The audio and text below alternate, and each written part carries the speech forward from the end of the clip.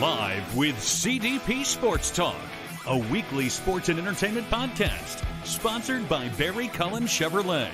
Live on YouTube, Facebook, Twitter, Twitch, and LinkedIn. And on audio via Apple Podcast, Google Podcast, Spotify, Anchor FM, iHeartRadio, Amazon Music, Radio Public, and TuneIn. Now, here's your host, Chris Pomay.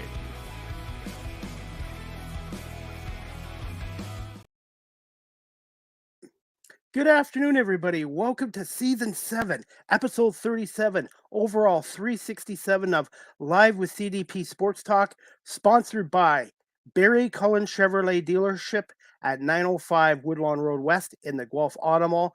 Check out barrycullen.com for the newest selection of new and pre-owned GM vehicles, or give them a call at 519-824-0210, or email them at info@barrycullen.com. Live with CDP Sports Talk is on weeknights from 8 p.m. to 9 p.m. Eastern on radio station WQEE 99.1 FM in Newnan, Georgia, just outside of Atlanta. And I want to say thank you to Ryan O'Neill for putting my show on his station over 1 year ago. Where has the time go? So again, Live with CDP Sports Talk, weeknights from 8 p.m. to 9 p.m. on WQEE 99.1 FM. I hope everyone's doing well on this Friday, February 9th, 2024.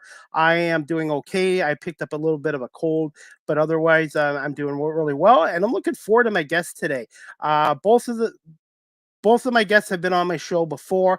The first guest's name is Nino Cimino, and the other one's Chris Spinelli. They're friends of mine, and they just coming off a couple new movies, and we're going to bring them on right now. Nino and Chris. Good afternoon, guys. How are you doing? Hello. Hey, Chris. Hi. How's it going? Good. How are things in Southern California right now?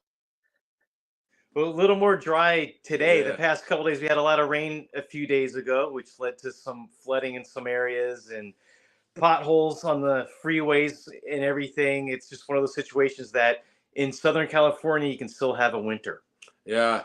Hopefully it warms up this weekend, though. Hopefully we get a little more sun.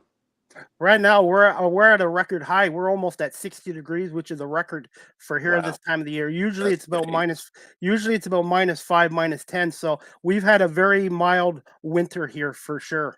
That's like shorts weather then for you. Yeah. You probably have Yes, Sandals, absolutely. flip-flops. Actually, I could wear shorts today, but by Monday we're supposed to go back to the minus temperature. Ah, There you go. So- Enjoy the weekend then. Take it while you can. Absolutely. But I want to say thank you guys for both coming on. Nino, I know you were on my show last in March, and Yeah. Chris, you were on my show in September of 2022. So it's been over a year. Yeah. Always a pleasure. Thank you for having us. And I wanted to say, I think I can speak for Chris too. We're just really proud of, you're doing great out there. You're building your content, your followers, and really happy to see one of our friends doing as well as you're doing. Just keep doing what you're doing, man. You're really killing it right now. Yeah, you're cranking out a lot of shows. I follow you on TikTok and some of your other feeds, and it looks like you have like a show coming out like every day. It seems like so. Good job. That's good, man. Congrats. Just keep doing it, man. You're doing great. That's great to see. Well, thank you. I'm kind of hard on myself, but I appreciate the comments. And what I've been doing, Chris and Nino, during Christmas was learning how to edit video. So now I can take my shows and put them into 20-second clips or 1-minute clips, because nowadays our society has very short attention spans. Yeah, that's right. Yeah, Exactly. Good point. That's good there. for TikTok or any reels that go through your feeds. Yeah, all that 20 seconds definitely. It's important. Yep. Yeah. Absolutely. And I use social media for my my show. It's like I said, social media has its negatives, but if you use it the right way, it can be a great tool. Yeah, totally. It can be. And I always tell people too, it's like we're our own publicists now, that you get stuff on Instagram, TikTok, X or Twitter now, or X now. But we can just crank our content out there and hashtag as much as we want. I think it's funny. A few years back, George Lucas, everyone knows, he did Star Wars. He said it was a lot harder when he was going to film school because you had to get film, you had to get equipment, and then you make your movie, and then you have to find a distributor. But he said now you literally can make a movie on your iPhone, and you can put it out on YouTube, and it's like light years ahead. he was saying. This is from one of the greatest filmmakers of all time. Right. It's kind of true, though, if you think about it, you know. Absolutely. And I do a lot of my work on my smartphone and my laptop, and I have my own equipment. And I have a friend out in Albany, New York, which is not far from New York City. She, her name's Marissa, and she has her own radio show, 6 of them, and she does them from her basement in her home. Yeah, nice. That's a good thing, and because of that, to bring up the pandemic, because of that opened up the door for Zoom and a lot of people doing their own podcasts, and now a lot of places they work from home 2 days a week, 3 days a week. You know, it's amazing how it all took off. I have to admit, I like it. I don't miss the corporate world. I kind of self-employed, honestly. Good for you. Yeah, more power to you to be out of it. Totally. It's not an easy road, but this is something I have a passion for. Just like you guys have passions for making movies. And hey, speaking of that, I wanted to bring you guys on about your latest 2 movies, The DeMarco Crew and Crack Back at the Hood. And I just wanted to get your thoughts on those movies, guys. Well, I'll start first. I'll take DeMarco Crew was, Chris knows this, that was a script that I wrote, maybe the first draft back in 2016. And I never got around to making it, and then when I started getting mixed up with Chris and Gregory Hatanaka and Nicole D'Angelo and all the producers, I had the script. I was like, hey, I got a heist movie. It's kind of like Ocean's 11. Kind of, it's a tribute to the Sinatra Rat Pack movies. A little nod to the Clooney ones, too. And finally, after a couple of years, Greg, the director, finally said, okay, let's make it. So that was, of all the scripts I made, that one was probably took me the longest to finally go from writing it to getting it made. So that's kind of a special one for me for that reason. I noticed your character in that movie also mentioned Elvis Presley. And I remember that from when you came on my show in March about how much you love Elvis Presley. Yeah, life imitates art. And we were laughing because of all our films we've done. You know, we've done mafia movies. I'm not in the mafia. Are you in the mafia? Not anymore, at least. Westerns, cop movies, you know, these kinds of things. Different genres. This one, DeMarco Crew, all the characters, I kind of wrote it tailor-made for Chris's character, for, you know, my friend Jay Alvarez and so on. Yeah. So this is the first movie where our group, we're basically playing ourselves in this movie. We're all kind of playing ourselves. Yeah, we are. Yeah, you know, the closest, for better or for worse. Right, right, exactly. But that's what you get with the DeMarco Crew. What was the process like trying to get a studio for some of the scenes in this movie as well? Yeah, well, sure. So since I'm part of production, that's one of my jobs to do is, you know, I help scout, and Nino does as well. But then we have a couple studios, local studios in LA that we use. That I'll contact Envisionate in Burbank, California, near the airport, actually. We use that studio a lot, and we used it for this movie. Marco, yeah. And then Villa Serena, we did a day, which is in Sunland, just up north of Burbank in LA. We use that studio too. So what I'll do is I'll just for something like Villa Serena, I'll contact the owner, and we'll see what dates are open, what are available. Hey, I'll say, hey, we want to shoot this Wednesday and Thursday, and if it's open, then we'll book it, and then we'll have that studio for the entire day, usually for like 12 hours at least. What I liked for the DeMarco Crew, because we shoot these movies in like 4 or 5 days, but we every day was a different location, because we filmed downtown one day at the Hungarian Center. Mm-hmm. We filmed at a house one day. We remember a house on 2 days at Envisionate and one day at Villa Serena. So it was really cool. Every day was like a different set that we got to work at. So we got to mix it up a little bit. Wow. And the average days on set are what, 10 to 12 hours? 12. Yeah. 12 hours. 12 at the most, usually. Yeah. Because that's how long we have the space for. We'll take a lunch break at the 6-hour mark, and then we got to be out by the 12-hour mark.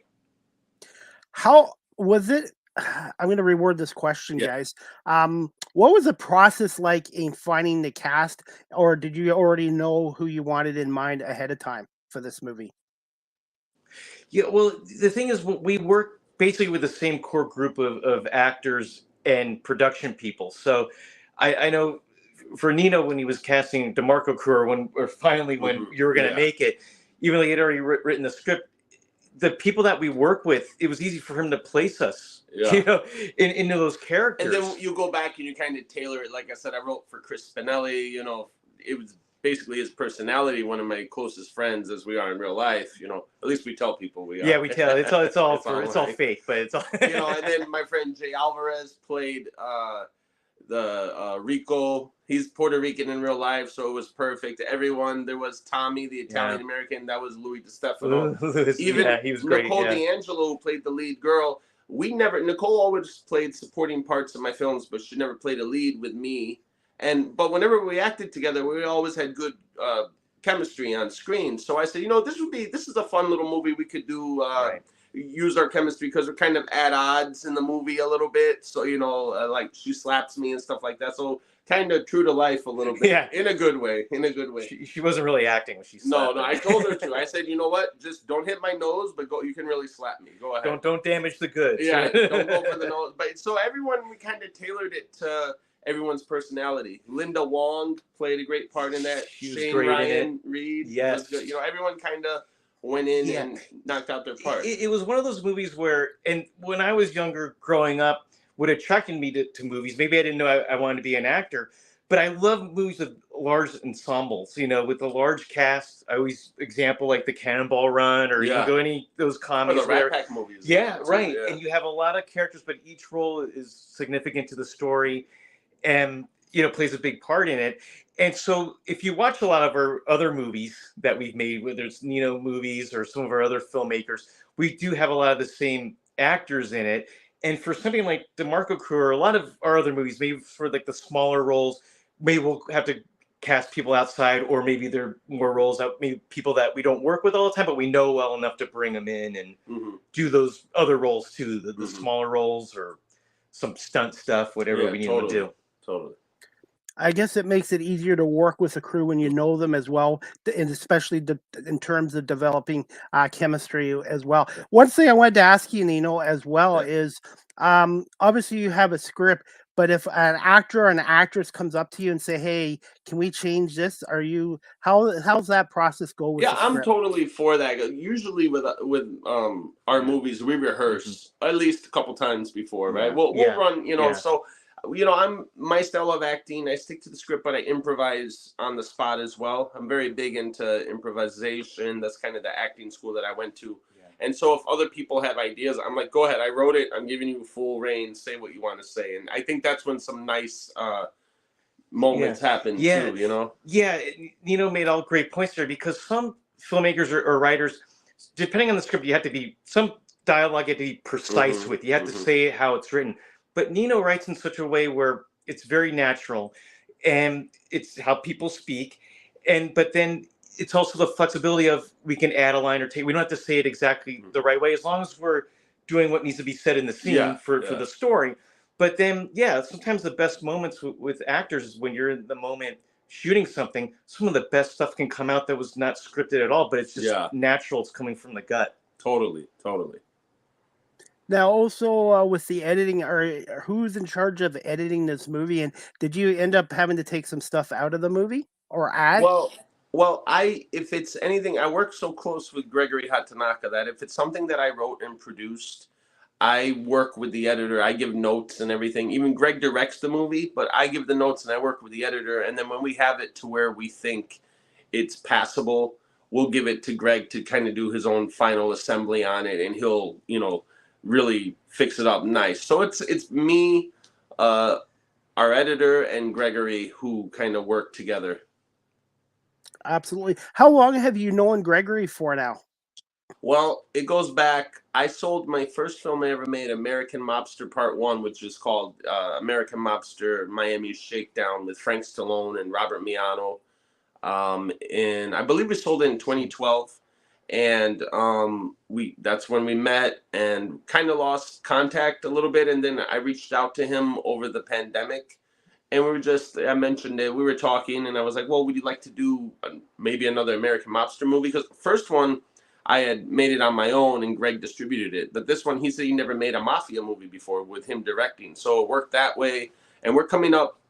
It's been 3 years. Almost 3 years since I met Chris. Yeah. The first lunch meeting we had, it was really next week, and then we're coming up 3 years. That me and Chris first met. We had Cheesecake Factory. Exactly. So that's when, and to go, I'll Yeah, get go back ahead, up to speed on that one. So I've known Greg for over 20 years now, but kind of the same thing with Nino. I never worked with Greg back then. I knew him just from other circles and stuff. Kind of always kept in touch. And there was like maybe sometimes like 5 years would go by, no contact. Then I was in touch with him enough that about 5 years ago is when Greg decided he wanted to get back into directing again. And that's when he brought me on. And the first movie we did together before Nino came back aboard was called Choke. And Shane Ryan Reed was the lead in that, and Sarah Bryan, which was really good. And then that kind of snowballed. And then ever since then, we haven't really looked back.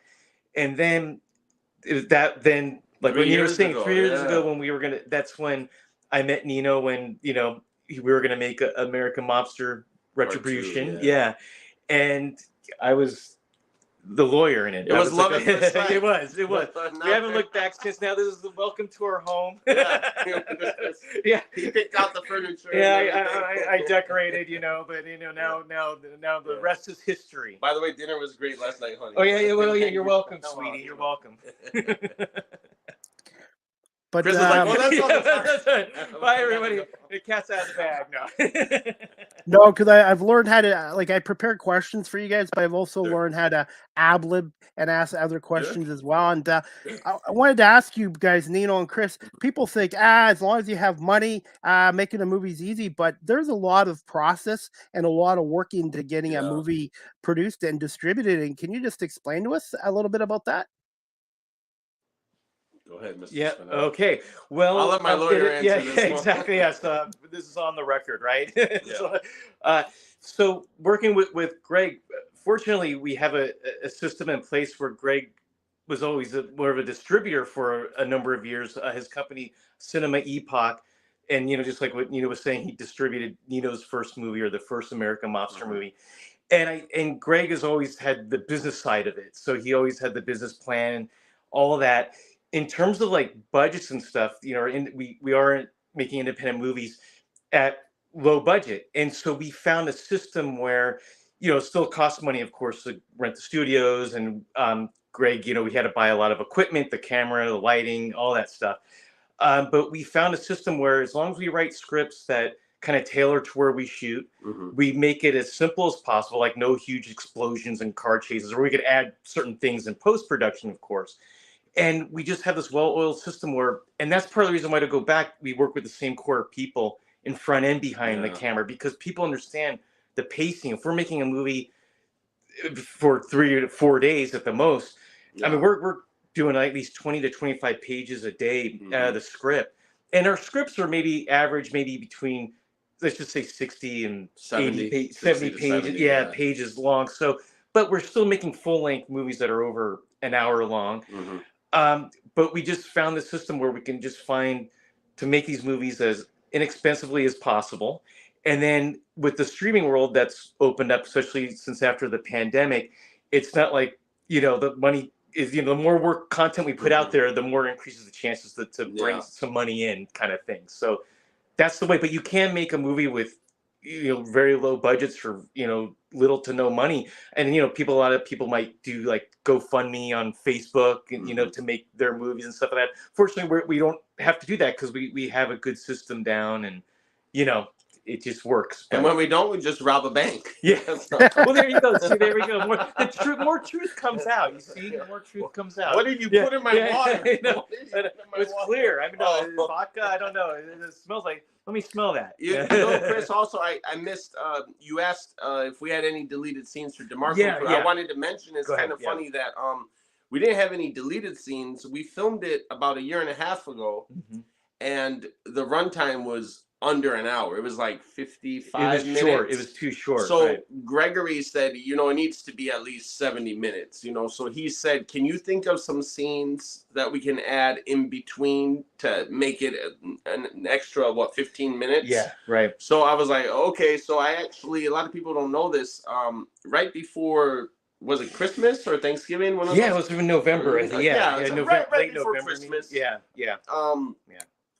I wrote about 12 pages, and we went back and we got the cast, and we filmed additional 15 minutes for DeMarco crew, put it in, And, you know, the fun part was we had to match the lighting with certain things. That the lighting, you know, if it looked this way before, and then we're walking back into the hallway, the lighting has to look the same. Everyone got the haircuts kind of the same and everything. Because I was in a thank few God scenes, I still fitted my clothes. Yeah, a year and a half the same later. clothes, yeah. You did too, and then I didn't get rid of what suit I had on a year and a half ago, or the tie. So, little trivia, we went back and we had to film 15 more minutes. I just thought of stuff and it worked. The new footage worked. It did. And what's amazing about it is that, just like when Nino said, these characters are more like how we are. So even though it was a year and a half since we did the original footage, we were able to jump back into our characters like a snap of the finger. And we weren't sure how it was going to go, but hey, at least we got the right outfits. The hair kind of looks the same. Yeah, continuity was fine. It was fine, and it actually worked out. And then our characters together are actually, we got some more screen time together. It added more to our characters' relationship. I think unless you tell them, people aren't able to tell, oh, this was new footage, this was filmed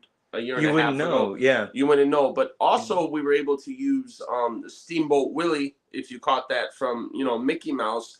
It's public domain now, right? Just became public domain, So we were able, since we hadn't released the movie yet, I figured out a way to fit that into the security guard is watching it on his phone, and it's public domain. And I believe we were the first, there was a press release, we were the first film to use Steamboat Willie that wasn't owned by Disney.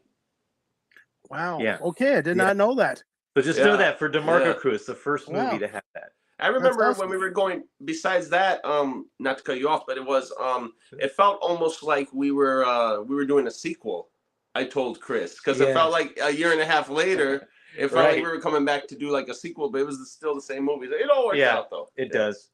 And that's what happens when you love playing certain characters or love the movie. I mean, I can see why a lot of sequels are made in this world, but I'd jump on board in a second. Sure. That was going to be one of my later questions. What about a sequel to the DeMarco Crew? I mean, you know, we have fun making these movies. If there's a, what's the word? If there's a, like an opportunity, to come. I'd love to make another, you know, like the Ocean 11's movie, did a little trilogy, because, you know, we jump back in, think of a clever way. It's interesting. We Gregory has his distribution company has reached out with YouTube now. So a lot of our films, besides being on Tubi and Amazon Prime, a lot of his catalog, not just mine, but Gregory's catalog from even 20 years ago, are all streaming on YouTube now. I think there's like ads every 10 minutes or something. Yeah. But with that, there's so much potential to, you know, because, you know, certain streaming platforms, it's like maybe 5 countries, but YouTube is like 50 countries. That's like a quarter of the world, more or less. Right. You know? So it's more. There's a further reach, and to me, YouTube is like one of the oldest platforms. It was even known as a platform back then, but now with all Tubi and everything, so it's nice that we kind of rediscovered YouTube again to have her work on there. Yeah, absolutely, and. Like with our show right now, it is on my YouTube channel, and I have people in other countries watching this right now, which is kind of amazing. I know my family in Chicago and New Jersey, they're all watching right now. My brothers and sisters, I told them if they're not watching right now, that's Chris. They're gonna be watching. So yeah, they really YouTube, because you know YouTube you can put on a TV now. You can. You have smart TV or something, and you can watch our movies on and it's funny, some of our movies now that are out on like my American Western film that I made with everybody, that's like really big in Indonesia, the Philippines. These movies are getting over 100,000 views in you know, Night Cops, another action movie I did. These movies are getting like great views in you know, foreign countries. So it's really cool. It's cool that YouTube was smart, because it opened it up to more countries. And that's the great thing too. He's listening to all these movies, and I'm thinking, we've come out with all these different genres. So definitely check out our work. Yeah, I mean, just you get a Western or an action movie, mafia, mob movie, hostage, So that's the Christmas. Thing that Christmas. We made Wise Guy Christmas. That was our comedy that we did, and that was like a Dean Martin, Jerry Lewis type movie. So at least the chemistry between a Wise Guy. I would, my daughter, I mentioned my daughter last time. My daughter Marley, she's going to be 9 in a couple months.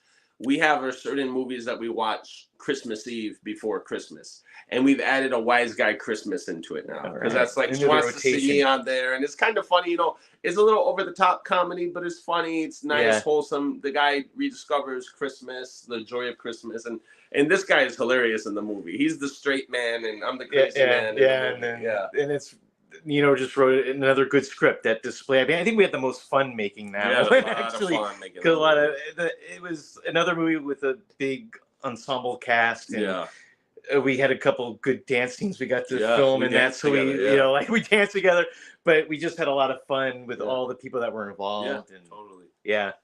I gotta catch up on that movie, so I'm gonna have to try to watch that movie. Yeah, I'll send you the link. It's on YouTube, but I'll send it to you so it's direct. It's funny. It's pretty funny. My mother has a little cameo in it. It's really cute. My 80-year-old mother. So, yeah. Hey, in the future, if you do another movie, maybe you can have a Canadian come in and help out for a couple of minutes. That's you right. got it. Well, you can drive the getaway car. Yeah, right? exactly. From the bank, right? Yeah, we need our budget. Yeah, you can come in. Yeah, definitely let us know. I wanted to ask you the guys this too, Nino and Chris. How difficult can it be to remember script lines and all that too? Like, I guess you got to have a really good memory for remembering all your lines. You want to hit this? Yeah, sure. So, you know, one of the first things that actors learn is, especially most actors may start in a theater or wherever you start, get off book. That's the first thing. To me, in terms of my technique, I always have to get off book. I just get off book, and then I can start developing the character more. You can play with it a little bit. Yeah. Exactly. So that just basically it's a tool, and the more you do it, the easier it gets. And the amount of work I've been working with Nino and all the other movies I've done with Gregory, it's like a sharp tool. So now it's easier for me. I can get off book faster, memorize lines faster. And depending on the script, like I said, some directors you need to say the lines precisely, exactly, because that's how the story like that. You have to say the words exactly how he wrote it. Yeah, and that, you know, exactly. Or if you work on TV, like studio TV, you have to do because television writers, exactly, they want you because it's written in such a way that the pattern of speech, or especially for there's not a lot, like sitcoms are kind of a dying breed, but those jokes are written a certain way where you have to say it exactly that way because then you'll hit the joke. But then you get movies like or the scripts that Nino writes, and you have a little more flexibility. So yes, you still have to want to memorize lines or get off book, but then that's the flexibility. Hey, if I drop an and or an it there, it's not going to really matter as long as I'm telling a story. And like so you have a little more flexibility. We rehearse. I'm not an actor who believes in over rehearsing. You know that. Yeah, I'll rehearse once with someone outside of the set, and then we'll block it, which means you kind of figure out where you're going to stand and everything. We'll run the lines once or twice, and everyone's different, but I always tell them I don't want to do it anymore because then it's not as fresh when you and some actors keep needing to, everyone has their own process. Some actors and I'm like, please read with someone else, read with the makeup artist or something. My own process, I don't want to do it too much because then it sounds like you're reading it. And then save it for the actual shot. I'm that way. I never say I don't want to. And I'm kind of like that way too. But it's nice to rehearse a little bit. At least like get the cobwebs out and just kind of get up on his feet. And you kind of start hearing the voice and how you can play off the other actors. And as the writer too, I give the actors insight. Like, okay, this is their backstory. This is what I thought. So when we get together, we'll meet. We'll have espresso. I've cooked pasta for this guy before. We'll talk about it. We'll rehearse, but we'll talk about the characters and everything before we even get to rehearsing. And that's great because, and part of my technique, I'm just speaking for myself. I know we have different ways, but that's the other thing too, is, get off book and then have a character backstory. I always create a character backstory, like where does this person come from? Even if it has nothing to do with the actual story, but it leads up to the script. And that always helps out. You always want to have that because we have interior monologues. All people in real life are like that too. We're always thinking, and you want to develop that for any character too. Yeah, totally. And obviously you have scripts and stuff, but you also want the characters to come out naturally because the audience can detect if they're. Yes. You can hear some actors. They sound like it's like a robot almost, like, hi, how are you today? Yeah. It is an honor to be here on the day of your daughter's wedding. I must hit my mark here. You got to be, you got to just be loose and natural. And when I was a younger actor, no doubt, when I first started film acting, I was more tight. I was more like, okay, I can't order this, I can't do that. Then you get more experience, and then you can kind of loosen up, and you're just the more reps. The more reps. It's still, yeah, exactly. You still got to be in control of certain things. But then I taught him acting, and it turned his life around. It did. Thank the Nino School of Acting, for www.ninoSchoolofActing. $1,500 per class. You can learn from the best. Si habla español también. And just talking to you guys, I can see how passionate you are. And the thing is, life is short, and you should do stuff that you really enjoy doing. Yeah. And when I first started this, I was scripted. I was not very good, but I took some advice from people, not criticism. And I've learned now to have natural conversations. I obviously write points down for my guests or stuff I want to ask my guests, but I talk to you guys like I'm at a coffee shop right now with you right now. You have a really good show. That's what we love coming on. You ask really good questions, and it engages us in the audience, I'm sure. I mean, it's just always, and life's too short. So always make sure you do what you love to do. We're not getting any younger.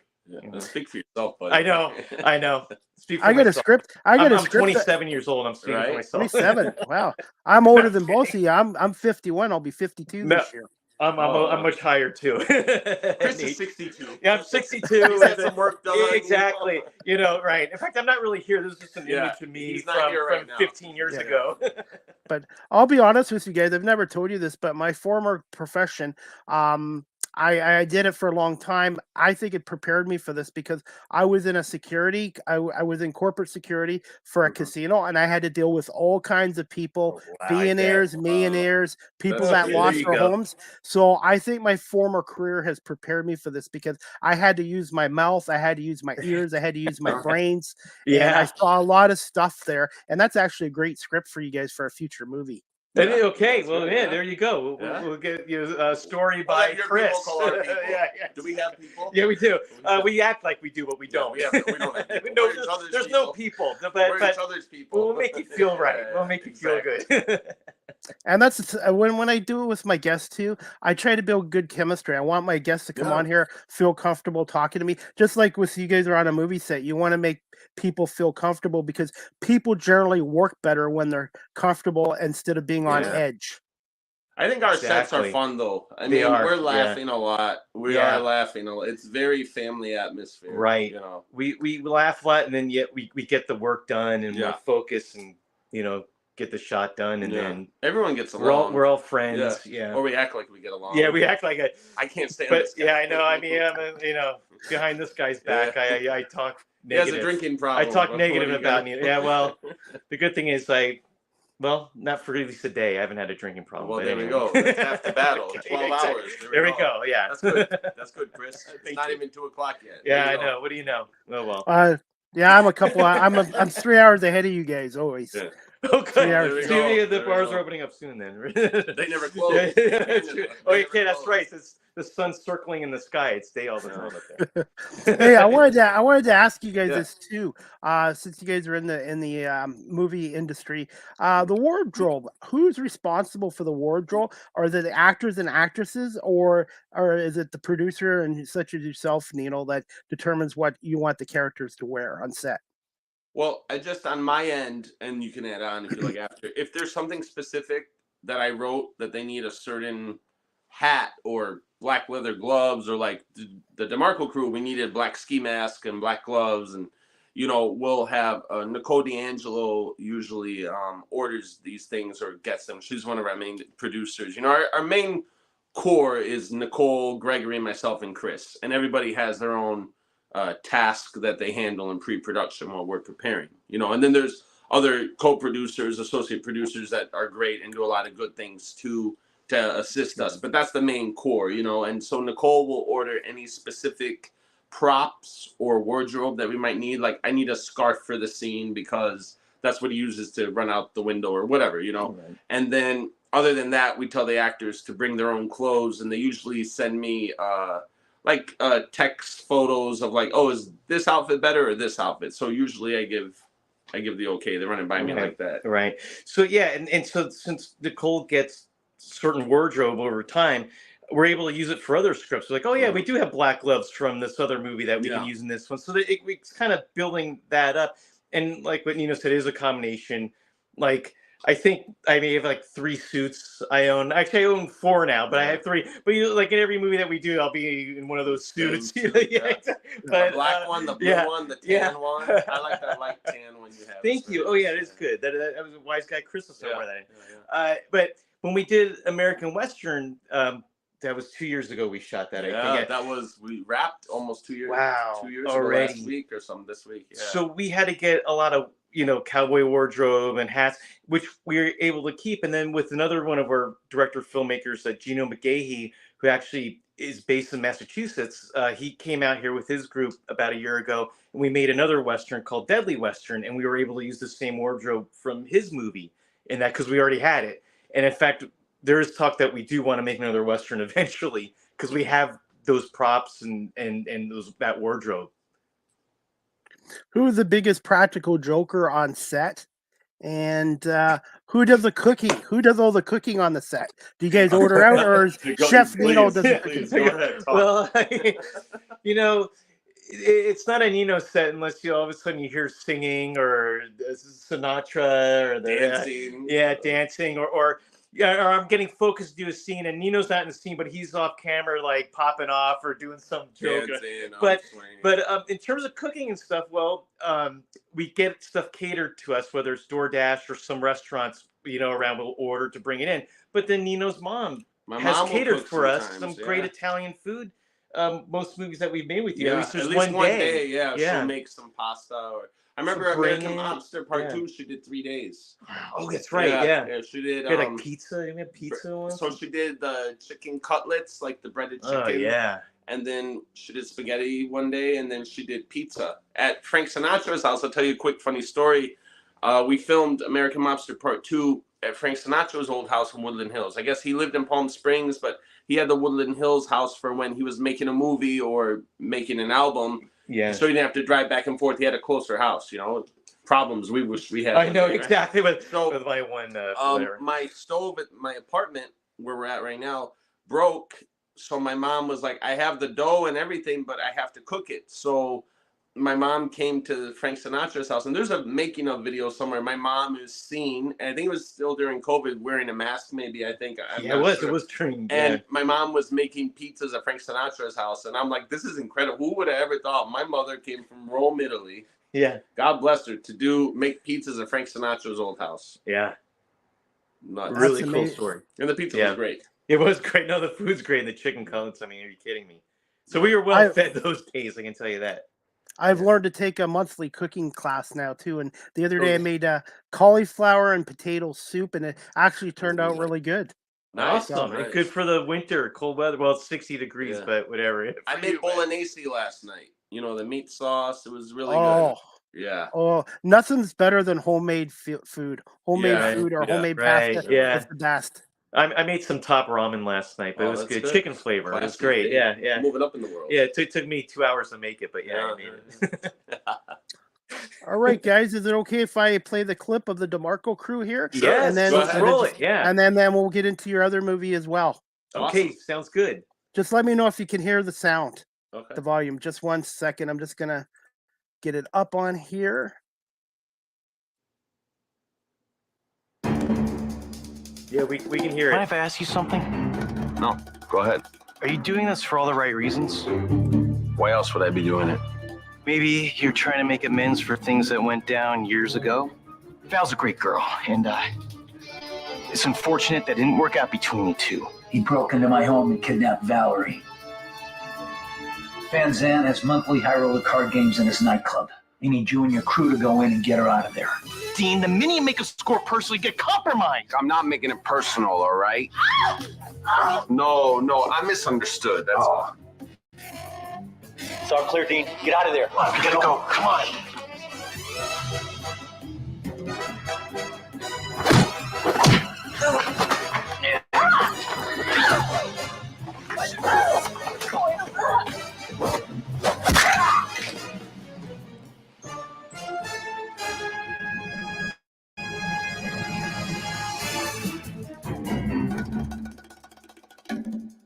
You look great, by the way. Seriously? Too soon? Way too soon. My mistake. And that's real life. Yeah. That was funny. And that leads to that movie. Yeah. And that leads to my last question about that movie. What were some fun facts about the DeMarco crew, and what were some of your most memorable scenes in this movie that you both enjoyed? Well, I know for me, and then I want to hear what you have to say. I got all the boys together, like, a few days before filming, and we went to rehearse all our scenes together. And then after, I said, okay, we're going to the club. So we all went. What town were we in? We weren't in LA. We were in Monterey Park. We're in Monterey Park. There's security outside guards inside, outside. Like, they pat you down. We went in there. There was music playing loud. I said, guys, we're the DeMarco crew for real tonight. So we rehearsed, and then we had a few drinks. We're on the dance floor all together. I mean, they had pool. This was a fun night. It was really a lot of fun. To me, that was like, it was good though, because we all, I don't want to say bonded because we were all friends in real life, but we all were in the mindset of, okay, this is what we're going to do. So then it rolled over to the set. We were having fun. I remember on set, the last day, the boys started, were you part of that when they're like doing a doo-wop, like they're all in unison going doo-wop, doo-wop. And then I jump in and I start singing, and they're my backup singers, and this was hilarious. This was like not rehearsed. It was like spur of the moment. I was singing Frank Sinatra or something, and there's a behind the scenes video. It's on there. It's really funny. And that's what I mean with this is one of the best movies. A lot of fun, just like Wise Guy Christmas, but this was a lot of fun to make. But my favorite scene for me, and I even told Nino at the time, is it's in the trailer when I'm talking to his character Dean outside. We're kind of outdoors, and I'm talking about Val, and I'm kind of like, I'm kind of grilling him, to get him back in line.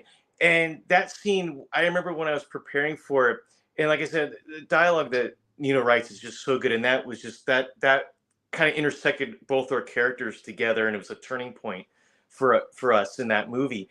I'm like, I just, those lines, I just thought they were just like perfect. And then the intensity and everything. And so when we shot that scene, that was my favorite scene to shoot, personally, at least for my character, Max. And the funny thing, Chris, just to add on that, people think me and Chris have known one another for like 20 years. Or Jay Alvarez or Abens Maurice, all my boys, like a lot, like Alvarez I met,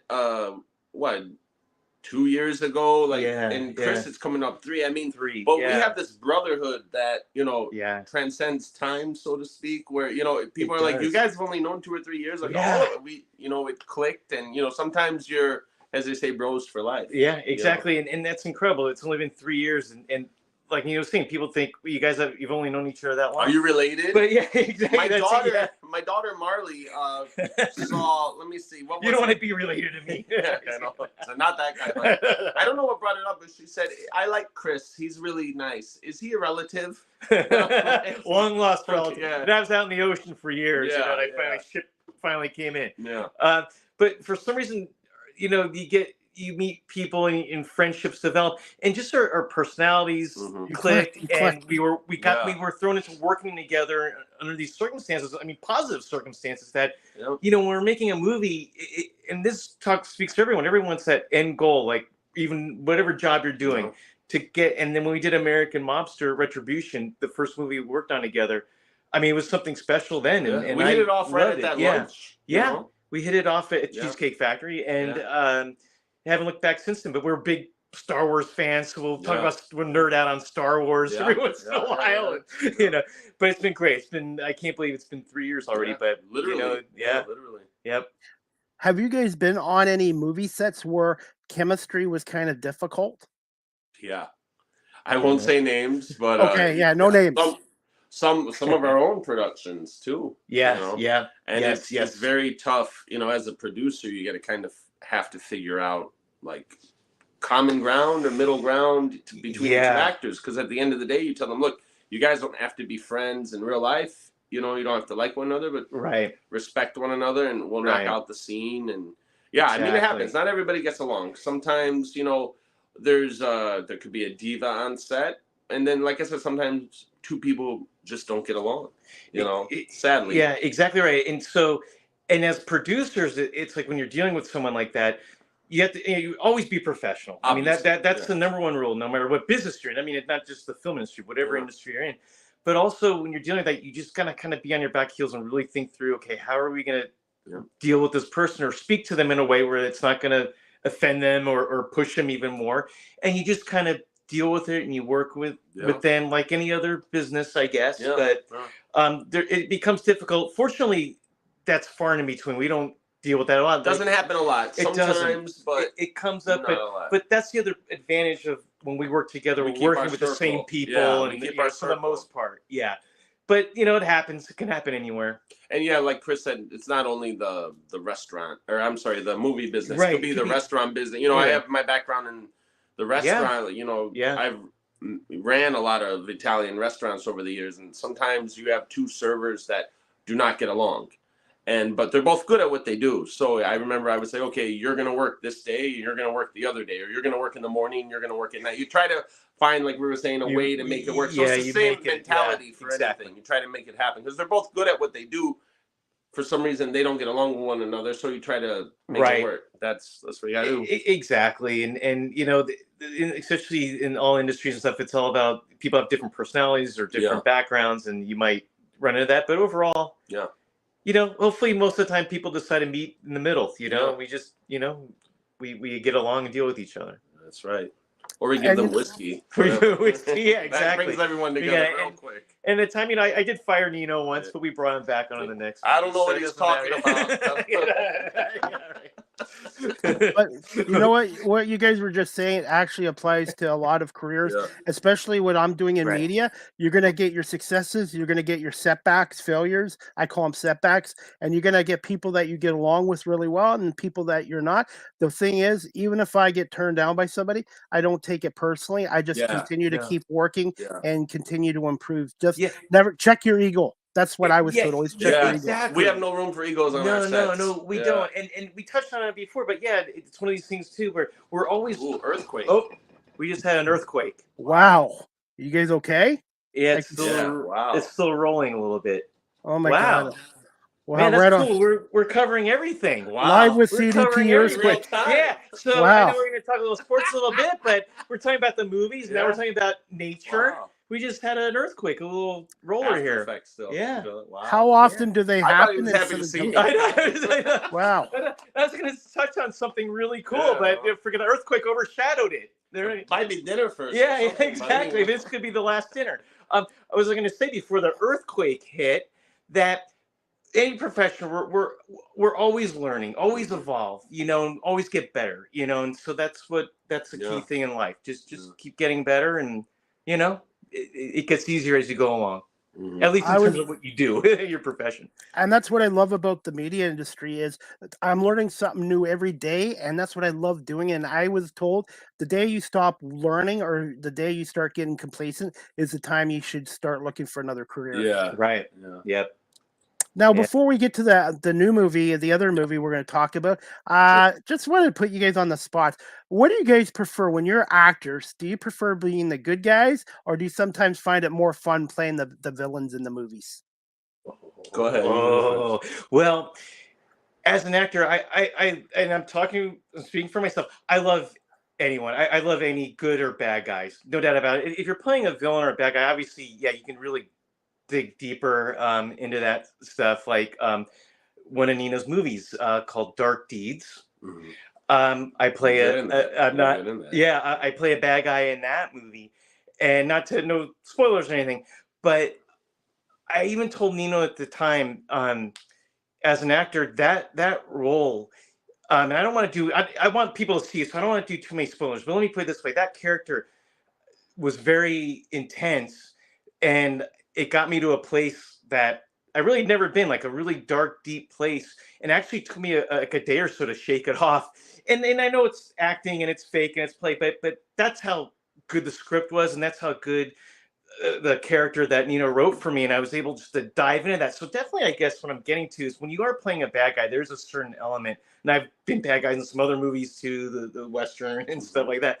But yeah, it is kind of cool to like dig into someone that's not a good person, because usually we're all good people in real life, but it's fun to kind of delve into that. But if I'm playing a good guy in something else, I'll build that up too. I enjoy that too. I think the old saying is, a villain doesn't know he's a villain. He thinks what he's doing is right.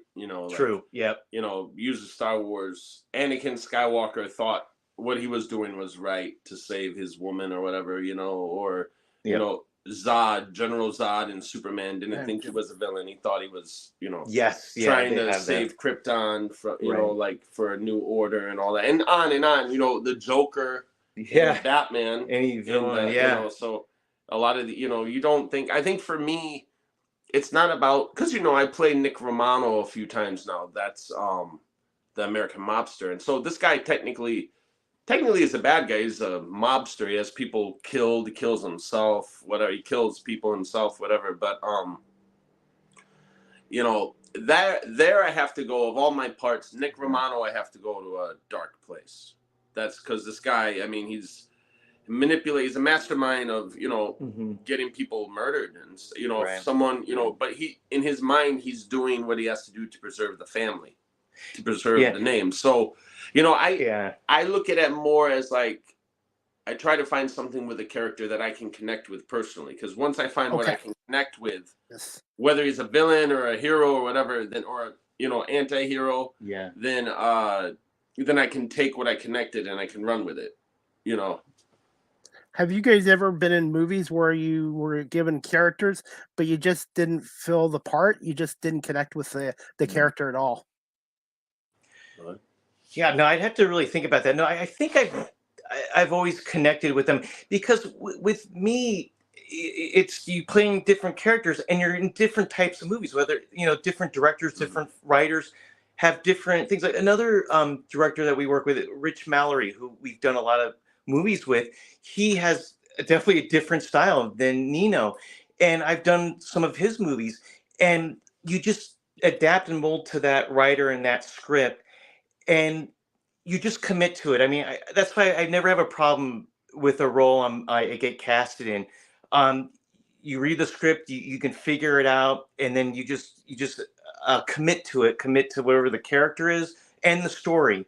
And I personally have never had a problem. I mean, with any character I've played, just as long as I can get into it. And of course, with any good director and stuff, they'll tell you, like what Nino was saying, he kind of points us in the right direction. And same with Rich Mallory. I did a movie with him called Felines a couple of years ago. And same thing.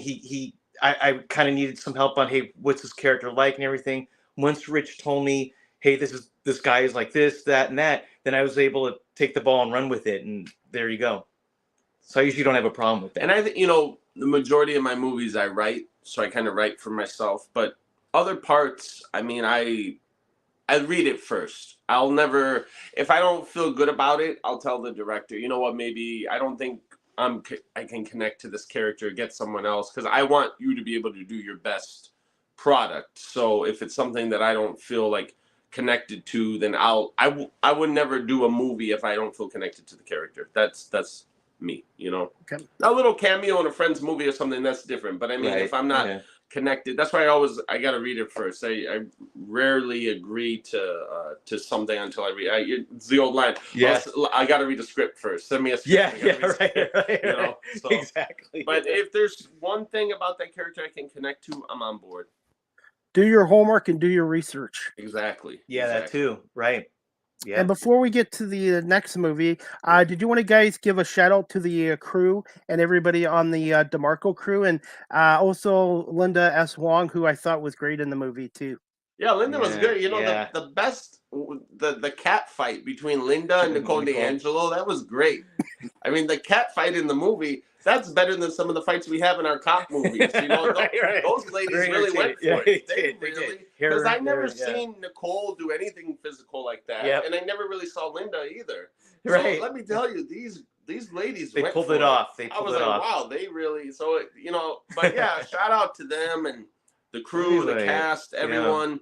And we had to cast some new actors, like I said, when we went back to get the when we went back to film new scenes. So we brought on some new people for that too. So everyone just so talented. Yeah, pleasure to work with. Louis DeStefano, who we mentioned about him in DeMarco Crew earlier. He also does DP or sometimes even principal photography. He runs camera, behind the camera. He's behind the camera, and he's developed a really good talent for that. Of course, Nicole, we talk about a lot. Linda, Shane Ryan Reed.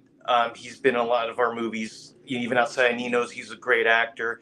I mean, there's so many. My nephew people. Nico helped us on this. He came from New Jersey to help me out. He was doing boom mic, and because remember, sometimes we film 2 different movies at once. We're filming 2 movies at once and going back and forth. One filming here and one filming there. So and we got to mention Cooey and Warren, who work very closely with Gregory. They do a little of everything. I mean, they're really vital. Yeah, they're really committed to the movie. Yeah, to us getting our process done. Totally. Yeah, and then there's so many more people. I mean, the other thing too is you look us up on IMDb, Internet Movie Database, and remember when you get all our credits, I'm always putting new photos up there, and you can see not only our credits, but then you click on the movie, and then you can see the other names that have worked on it behind the scenes, in front of the scenes, everything. Right. Truly a team effort. Yeah, it is. Totally, totally. Movie making is that. Yes. Okay, we're going to get to the other movie, Crack Back in the Hood, and that was your directorial debut, Nino. So just thoughts about your directorial debut and how you came about this movie. And you guys, it was a little bit more darker than obviously the DeMarco Crew. Yeah. So just tell us a little bit about this one. Well, we made a movie a year ago called Crack, and it was an urban story. I really liked it. I'm going to send you that one too. I played a supporting part. I kind of find a supporting part for myself to play in these Crack movies. And they're not sequels, but it's Crack and then Crack Back in the Hood. And then, if there was a third one, we call it Crack Empire and so on and so on. Yeah, separate stories, different characters. Same actors. It's kind of like American Horror Story has the same cast, but they're playing different characters. So, this was the first Crack we did very, very well on Tubi. I think it was the #1 movie for the company last year. Yeah. Crack for streaming, for new movies, not re-releases or anything. And, Gregory wanted, these urban movies are great. Business-wise, we wanted to get another one out there. I wrote a sequel, and I have one of my best friends, Abens Maurice, been one of my closest friends, is like a brother to me. I told him, he was out of the country for a while, and I said, hey, when you get back to LA, I'm going to write a part for you in a movie, and I'm going to produce it, and we're going to do it. So Gregory wanted to make another Crack, and he was going to direct it. And then something came up. He had some family obligations, but the locations were already booked. So I said, listen, if you want to direct it yourself, I'll back you up. I'll give you the crew and Chris and everything. And I had Michael Bays did the camera, the cinematography. And now I never really had a desire to direct a movie. I never said, oh, I want to direct them, but I didn't want to lose the production. We had the days lined up, and and so I stepped up to it, and I directed a movie. Yeah. And did a great job. I mean, I told him even after we shot, how was it, a 3-day? 4 days. It's a 4-day. Okay. See, it was a 4-day production, but I mean, and obviously me being a producer and stuff, I'm off to the side. I wear a lot of hats, so I'm around the set a lot, and worked great with the actors, and he set up the scenes. He had the vision in his mind, like any director. Yep, camera. Yeah. We had some really good shots, like high shots, like we're up on a roof or something. Tracking shots. With the camera, lighting. Yes. Yeah. So I thought Nino did a great job. His directorial debut. You see, Chris, I'm a firm believer that, I want to word this the right way so I don't get misquoted. I'm a firm believer that anyone can say they're a director, but I believe a lot of people think directing means saying action and cut and then telling the actors, oh, do it this way or do it that way. And to me, with all respect to everyone in the world, that's not a director. To me, a director, besides doing that, you got to know, like, what's the lighting going to look like? What camera movements are you going to do? Are you, what lens are you going to use? If you if the camera guy asks you, what lens do you want for this? Oh, I don't know. You pick. Well, now who's directing? Is the camera guy directing, or are you directing? So that's why I was always a little hesitant to direct a movie, because I felt like if I ever did put my name on as a director, I wanted to be able to do all of this. I wanted to be able to okay, the lighting's like this. We need more light on the wall. We need this lens. We're going to move the camera. We're going to follow her through the bar scene. The pool table scene, I don't know if you saw, but it's in the trailer. They're doing the whole scene while the camera's going around 360. I mean, these are things that I wanted to do. So I felt like if I'm going to step up to be the director, I want to embrace all aspects of it rather than just saying cut and action. Exactly. And those types of shots, that tracking shot, I mean, to me, I learned this a long time ago, movie making, it's visual storytelling. So not only you have a really good script and the actors are doing their thing, but be creative how you shoot the movie. So that tracking shot in that bar scene, it's nice visually, it's very creative. And as an audience, you're just going along for the ride, but you might not even be thinking of it, but it looks nice. And some of those high angles we shot look really good. Like a couple people, and so that's part of the creativity as well, and Nino definitely brought that, to this movie too. Nino, I wanted to ask you this as well.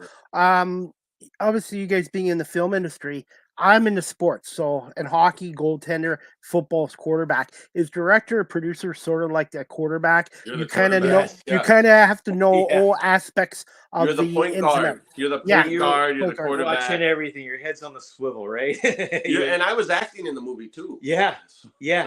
I mean, that's the thing. And he had a bigger, trust me, he's directing. I haven't directed one of our movies yet, but I mean, I'm in production, so I handle contracts, I handle this, that, and then I have to jump in a scene and act in it. I mean, listen, I'm very well conditioned now because it's like a light switch. You just turn it on and you get into the character, you do it, then cut, and then maybe I'm helping setting up food or something. So that's just the nature of it. And when we did Crack Back in the Hood, that production, there wasn't a lot of crew and stuff. So I think Nino, he was set decorating. We were getting props ready. We were doing even more than we had to do. Hold on, I can't film yet because I have to decorate the set. We had to hang something up. The Uber order is here. Let me go get the food. Now who's going to set up the food? Set up the food. Hold on.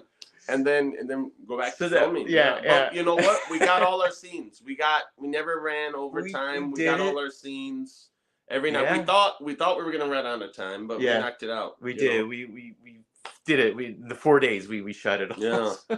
Were you a little bit nervous? And from the sounds of it, everybody what's the word I'm looking for? Stepped up their game in this movie as well to take a little bit of the load off of you. I wasn't nervous because I had prepared. Like I met with the camera guy Mikey before to go over. Like I made a shot list. Like this is what I want for every scene. And obviously that's a blueprint. When you get to the set, maybe the floor isn't smooth, so you can't do movement or whatever. You got to adjust, obviously, but it's a good blueprint of this is my idea. I felt like I rehearsed with the actors, and I felt confident that I could knock it out. When we got to set for certain, maybe people were running late or, having to be detained to do other things like getting food or whatever, I would get a little nervous that we were going to run out of time, but we always got it. We pulled it off. Yeah. Whatever we had to film that day, we always got what was on schedule for the day. Yeah, we did. Yeah. Would you be interested in directing again in the future? I don't know. I think if it's a certain script, I don't have any plans to right now, but if it's a certain script, I probably would like to direct something that I would play the lead actor in. And again, nothing taken away from, I was so happy to write for my best friend, Aubyn's Maurice. And that was his real brother, Paul Maurice, they were playing brothers in the movies. Yeah. And my heart was so full for them that they got to, and I was so happy to play a supporting character for them. But I think if it's the right script maybe that I wrote, I might be interested again. And I think that was Aubyn's first lead, right? Yeah, so good. Kudos to Aubyn's. He did a great job. He's the lead in the movie, his first lead I think role. all the acting performances. And everyone, his brother, Paul was fantastic in it. Everyone was. Like Jeffrey Moon, was a little Jeffrey Moon darker. is in it. Yeah. A little darker, a little, urban street, a little more, what's the right word for it?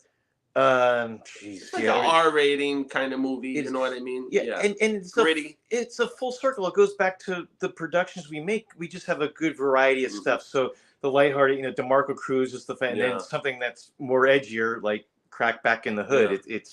But it's good variety out there. We're putting a lot of good stuff out there. And at the end of the day, it's a story about two brothers, and having brothers myself and family being important to myself as it is to Chris too. Yeah. I think that's something I could connect to, like, okay, I can make this film, and I think the audience can connect to. At the end of the day, it's a story about two brothers. Yeah, it's simple as that. Yeah. Simple as that, right? Yeah.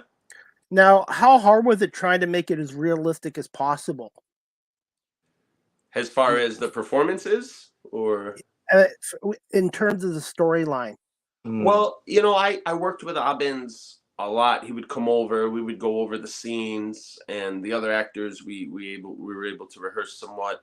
And I would always be in their ear a little bit with your character. You were in the movie too. I would say, look, you don't like this guy because this, and as Abbins, he was working through his process, and I would go in his ear and say, okay, you're doing it, but now show me what you really got. Like, give it to us, little things. And he knocked it out of the park. I mean, him and his brother Paul, they, it was, you learn when you're directing how to talk to every actor, so you kind of know how you have to go about working with them. Mm-hmm. And I was very happy, little talks in between. Oh, that was good. Let's try it this way, or let's go deeper with it this time. That was good. Give me one more, and both of the Maurice brothers I was very happy with their performances. Yeah, they were really good in it.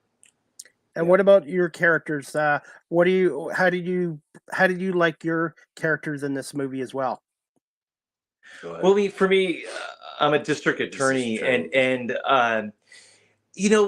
with each role and stuff, you got to understand the structure of the script. So my character in this, it was a very good role. Like I said, I enjoy every role I do and every opportunity I get, but I was more like one of those side characters. I mean, going into it, I understood. I mean, I'm not a lead in this movie. It's Aubin's. It's his brother.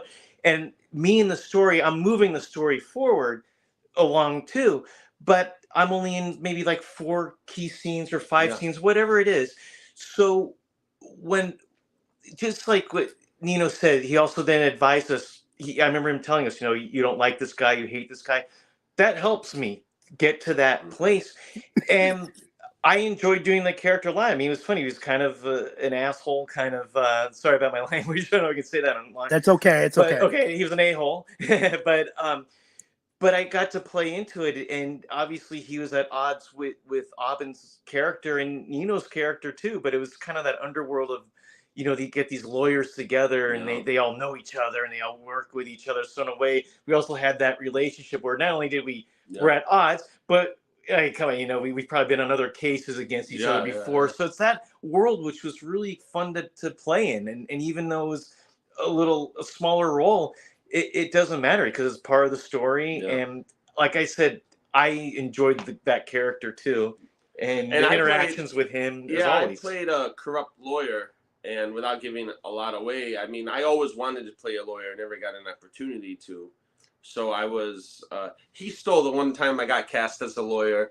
Chris Spinelli stole that part. I played a lawyer with it a few times now, and when I did, because the filmmaker then they combined two characters together. So there was a movie a couple years ago. They're like, "Do you want to play a little part as a lawyer?" And I was like, "Yeah, I always wanted to play a lawyer, courtroom scene." And then they're like, "Oh, well, we had to combine it with." I said, "Okay, fine." So I always wanted. I got that one. So it was fun to play a lawyer, but also he was like a really crooked guy. It was fun. I liked it. Yeah. And those characters are always fun to play. But like I said, as an actor, and I'm speaking for myself again, whatever character or opportunity or script I get, I mean, I'll dive into whatever needs to be done and just get involved in it. It's just fun. It's just fun to just do a variety of body of work, Any chance, Chris, in the future you'd be interested in being a permanent lawyer? Oh yeah, you know what? I could definitely fake it really well. I guess so. And I'm sure a lot of lawyers do. He's the best fake lawyer. Exactly. It's how you word things. So yeah, you never know. You never know, Chris. Maybe it's something I'll trip into once this all dries up. I often joke with my mother, Angela. I say, I need to get my lawyer. Get me Chris Spinelli on the phone. Yeah. And it's funny too. To go back to props. lawyer. We always have, like, in American Retribution, American Monster 2. I had this briefcase that I'd use, and I swear this briefcase has turned up in other movies too when I've been lawyers. So it finally broke, I have the same briefcase. Yes, it did. Back in the hood after we couldn't 4 get it years, open or something. We had to jimmy it open because the props were inside. It's a nice. So this prop we used for so many years, it finally broke. Right. And if I ever became a real lawyer, maybe I'd fix it and use that. There you go. There you go. Use it. Hey, you guys good for a few more minutes? I know I've kept you over an hour, but the conversation's been going great. Sure. And I know, because I know you guys are having a late lunch, so. But make sure it doesn't matter. I'm fine. I'm good. He's buying anyway. Yeah, so exactly. So I want it delayed as long as we can. Maybe I'm on my way. I'm on my way. Happy hour at 3 o'clock. Exactly. I'm on my way. I'll be on the next flight. I'll be there. The LAX is down the street. We'll go get you. Okay, this question I wanted to put you guys on the spot here. For somebody that haven't watched this movie yet, obviously older people for this movie, what is 2 words, Nino, to describe Crackback on the Hood? And Chris, I want you to answer this question too. 2 words that would describe this movie. I would say gritty and neighborhood. Like a gritty neighborhood movie, street, that kind of thing. Right. That's probably 4 words, but that's and a couple. I mean, to add on, my words would be dark, very dark movie, and just heavy content. I mean, heavy the storyline. Not to give too much away, but I'm trying to word it right. But it's family, like a tormented family kind of thing. When it comes to the 2 brothers, so there's a lot of conflict there. And the basic plot is this drug dealer gets set up. He goes to prison. Yep. My character is his best friend, plays the lawyer. I get him out on a technicality after 5 years, because when you use illegal methods to get evidence, your case is dismissed. Yep. It's like a free get out of jail card. So now he's back on the streets and he wants to go straight. But his brother is moved up as the main drug dealer now in town, and he works for his old boss, and they want him back in it all. So I think the trailer it says the streets keep calling me back. I thought you were out of the life, but the life keeps calling me back. Something like it's very much a neighborhood, like the kind of movies I loved watching. It doesn't matter if it's Italian, Latino, African American, Asian, neighborhood movies are neighborhood movies. I mean, I love Mean Streets for that reason. That's kind of like, people you grow up with and stuff like that. Their characters, like there's people that, but this movie has that neighborhood type atmosphere, but then there's the lawyer and stuff to it also. It's just the balance of that stuff too, because you have still like the fabric of society, you got the laws, you got this and that, and you got the mean streets, the wild streets, and that's the beautiful thing, and Obbins definitely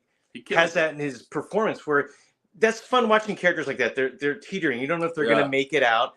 And they can go one way or they can go the right way. And most movies, that's why it's a movie. They usually goes south. But that's what is and great, I wrote it for Obbins. I wrote it. I knew. I mean, the character's name is Nino Black. It's my name, Nino, and then it's a play on New Jack City, which is one of my favorite movies of all time. The main character, played by Wesley Snipes, was Nino Brown. So instead of Nino Brown, I called him Nino Black. Totally different story, but it was a little nod to New Jack City movies, and. I told Obbins, you're going to be the lead, but you're going to be called Nino. So, but I wrote it for him. I knew I know him. He's like my brother. Like I said, we do karaoke together. We do Belle Biv DeVoe, Poison. Like we're linked. I've been a witness to that one many times. You jumped in before. Too, I did. I think I did backup singing on that one. Yeah, he killed it, and his brother Paul killed it. I mean, I thought all the performances in the movie were great. There we go. Jay was really good in it too. We were, partners together. So it was. Jay Alvarez is good. But that's how it comes together. Like we've been saying the whole time, it's a team effort, and that end result is what you see on the screen. And I think I set the tone. I told Chris early in pre-production. I said, "Hey, listen, this isn't. If I'm directing, this isn't a Greg movie. With all respect to Greg, this is a Nino Cimino movie. Yes. So this is from the mind of Nino Cimino. And that's fine. And it's very, it's gritty. I said I make sure everyone's on board with that. Yeah. It's not PG content. So or PG-13 even. Yeah. Absolutely, and I'm going to put you on the spot with this question, Nino, and then we're just going to talk quickly about Super Bowl 58. But do you have any upcoming films coming up in the rest of the 2024 going into 2025? projects that you're working on? Nothing greenlit. I'm always writing. I have scripts. I'm always writing. And there's a lot of production work and post-production work that's always getting done, but I don't have something to film lined up at the moment, but we'll see what happens. Yeah, okay. So we're kind of in between stuff right now. We're distributing more movies right now, and then also it's more on the business end kind of stuff. Exactly. Yeah. Some of the movies that we shot last year haven't been released yet. There's one called Boiling Point that we shot. My daughter's in last summer. Yes, yeah. Marley is in that movie, so that's going to come out soon. We just came out with a movie that we shot a long time ago, also called Panic. That opened yesterday. Right? That's on YouTube. Saint Heart, she's the lead in that with Shane Ryan Reed. Yeah. So check that out. That's different. Like I said, we come out with different genres. Yeah. So that's kind of like almost kind of sci-fi-ish, kind of edgy, kind of It's a thinker movie, and then but there's probably some other stuff that are still coming out. Just focusing on the post-production work, editing work, the business end for now. And like I said, we'll see what happens. I'm going to be directing the Chris Spinelli story. Yes. I'll be playing Chris Spinelli too. Yes, yeah. He'll have to, he's a lot taller than I am, so it's these special camera angles will make him look like my height. We're basically twins. I always say we're basically twins. You can't tell the tall one, he's the good-looking one. Yeah, there we go. Yes. That's all. But thank you for doing my story because it's very interesting. It's an intriguing thing. Yeah, exactly. Hopefully that will get maybe 2 views on YouTube eventually. Hey, overall, what are your thoughts on your production and distribution companies, and what are the major difference between those? Just for my audience. Oh, no, that's a great question. So the major difference is that Cineridge Entertainment and Greg Katanaka owns both these companies. Okay. So Cineridge Entertainment, that's the production side. So that's when we make movies, it's under there. Cinema Epoch is the distribution side. It's the distribution company, but they are combined. So at the beginning of our movies, you will see Cineridge, and I think you will see Cinema Epoch.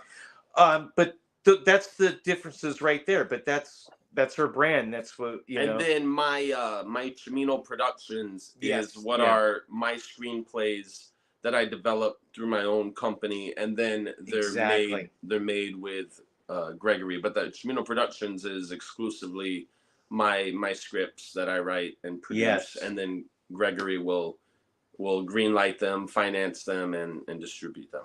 And we do the same thing with some of our other filmmakers, Jason Toller, Rich Mallory, Gina McGahee. They sometimes they may have their own banners, their own production companies or whatever, but then it'll be combined. With even us too. A lot of George Clooney and Grant Heslov have Smokehouse Productions, which is their production company. It's on the Warner Brothers lot.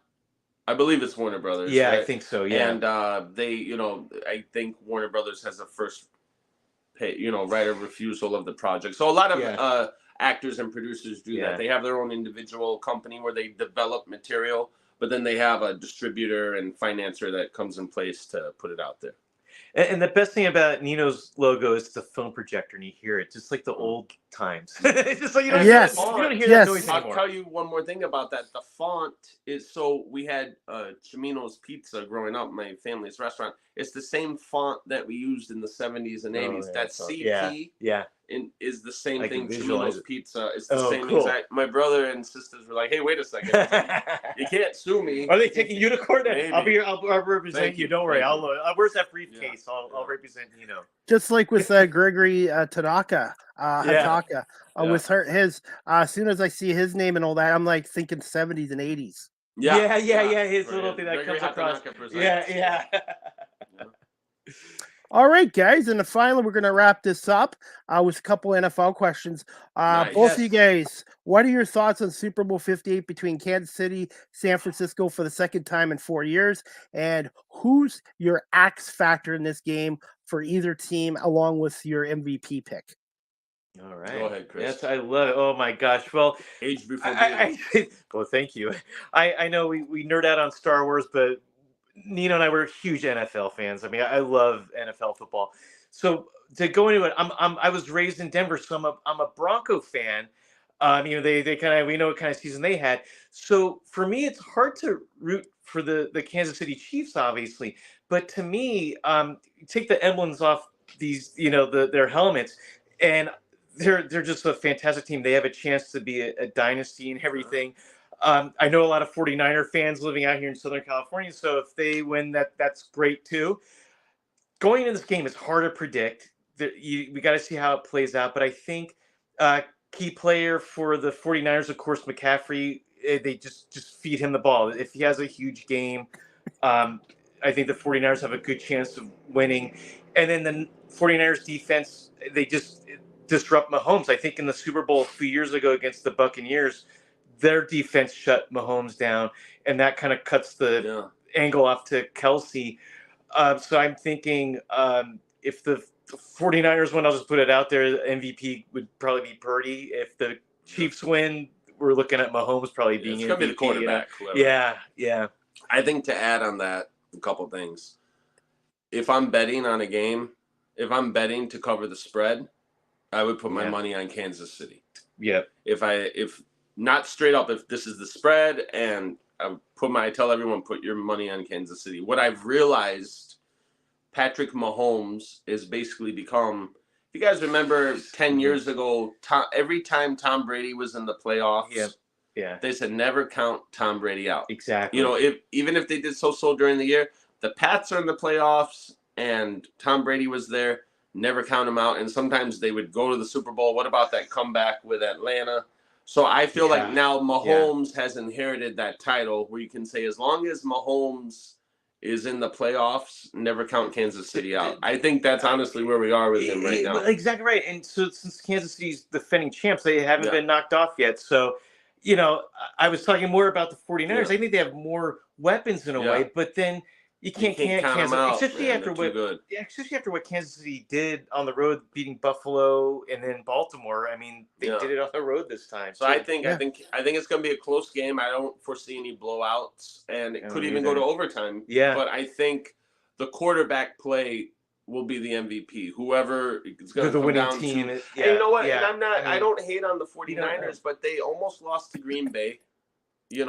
I mean, they should have lost to Detroit. As a Bears fan, as a Bears, and they should have. And they almost lost to Detroit. See, they were down at halftime. So the 49ers got to come to play because their two games. They had the bye week, so the two games they almost lost. I was like, are the Packers going to beat them? Yeah, it seemed like that in the divisional round. Yeah, the Lions really, but that's I think that's a little mental. I think they mentally lost it at halftime. I think they took their foot off the gas pedal. Yeah, they stopped. The Lions stopped running the ball, and then of course they should have gone for a couple of those field goals, and then maybe they would have been right in. Yeah, a couple. But you never know, I guess. But I just hope, as a football fan, because I'm not a big fan of either team, but as a football fan, I just hope it's a great game. And maybe it's one of those, we won't know who the champ will be until the very, very end. But we'll see how it plays out. You never know. You never know. And, me and Chris, we always say at the beginning of every year, happy opening day. I hope it's the Broncos and the Bears at the Super Bowl. Yeah, exactly. Not going to happen. That's funny. You never know. Funny, Chris. What's your opinion on now the Bears have the number one draft pick? Personally, as a Bears fan, and no disrespect to Justin Fields, after what's he played 3-4 years? 3 years. I don't want to misquote. At least 3 years. Yeah. The Bears passed on Patrick Mahomes, and I feel like Caleb Williams is one of those generational players. If Fields hasn't done it by now, I would, and they have the 8th pick too, right? With the draft, So I would use Fields to trade for another wide receiver to play with Moore. Weapon. So now him and Moore, he has two good receivers. Mm-hmm. They can, their defense. Their defense was awesome last year. After the second half, their defense, they were getting games. A bunch of interceptions. And me personally, no offense to Justin Fields, for whatever reason, it doesn't work in Chicago. Whether you say, he's had a different coach, this and that. I think you get Williams and you go from there. I think he's going to be one of those quarterbacks. Right. Fields needs a change of scenery. I think it would totally. I think it would be good for the organization and for Fields. And I think he can still be a good quarterback, but he just needs to be in the right system and the right coaching staff. And I don't think Chicago's a good fit. Yeah. No. And Eberflus, maybe the jury's still out on him, but that defense got turned around. The Bears got to fix their offensive line a little bit, and they're getting there. And they get another wide receiver, a playmaker. The running backs are great, and they I think Caleb Williams is the way to go. I think he's one of those you can't. I'll give you a quick story. I know we're wrapping up.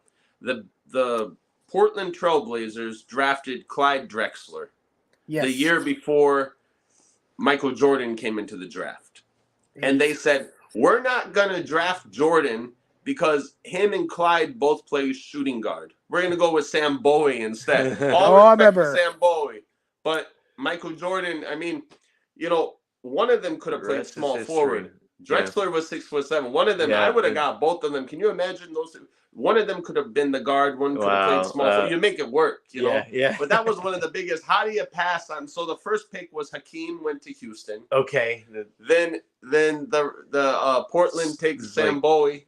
And then Jordan goes third, which I'm happy because it worked out as a Bulls fan. But Chicago, I feel like that's something the Bears can't do, that similar kind of mistake. Yeah.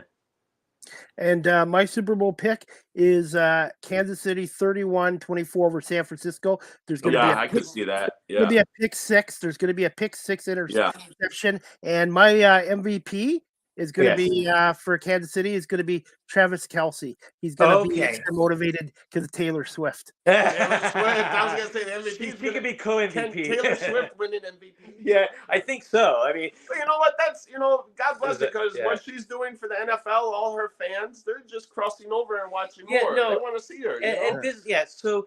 And Kansas City, I mean, that's probably, they're huge. That's more of like a small market city. And then look at their merchandise is selling like crazy. City before. Have you been there? No, I've never been there. It's really cool. I was there one time, a long time ago. Good barbecue, I'm sure. It's really cool. The city, like downtown, is really, really cool. Yeah. Yeah. There was about, 5 or 6 hours drive from, but we're going something like that. Yeah, I mean, so I don't think, I know there's a lot of people that are, annoyed by it, but I think it's great. I think whatever, it's fine. And Kelce, my goodness, I mean, going down is probably one of the best tight ends, right, in NFL history. I mean, he's on the way, and he'll have a big game. Yeah. So my thing is that the 49ers need to stop Mahomes, and then maybe that will help disrupt him and Kelce, but if Mahomes plays how he plays and gets the ball to Kelce, he's a monster. He's had a great season. And I think Chris is onto something. It might be a pick six at the end on Purdy's part or something. Just look at what he's been doing in the playoffs. And one guy on Kansas City you guys should watch out for is running back Isaiah Pacheco. He is really good, and I think he's going to get 100+ yards against that Niners defense. The Niners run defense is weak. Yeah, it is. I think it's But like you said, I think that's they're gonna win by at least a touchdown, something like that. I think it's gonna Kansas City, could go to overtime, but I think it's gonna be decided probably, or whatever. Yeah. But we'll see what happens, right? Yeah. 2 days. And Chris, I told you before we go, can we just talk about the Pro Bowl for a second? Yes. Look, I grew up I'm all NFC. That's my team. So the quarterback's Joe Montana. The wide receiver is Jerry Rice.